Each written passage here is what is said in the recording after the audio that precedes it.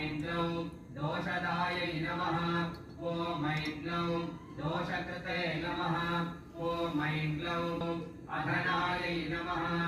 ॐ ऐं ग्लौं दुर्युगायै नमः ॐ ऐं ग्लौं अश्वायै नमः ॐ ऐं ग्लौं अनन्तायै नमः ॐ ऐं ग्लौं हिरण्यकवचायै नमः ॐ ऐं ग्लौं व्यवस्थायै नमः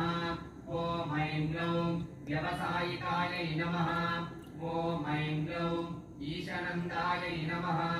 ॐ ऐं ग्लौं नत्यै नमः ऐं ग्लौं सर्पिण्यै नमः ॐ ऐं ग्लौं वर्यै नमः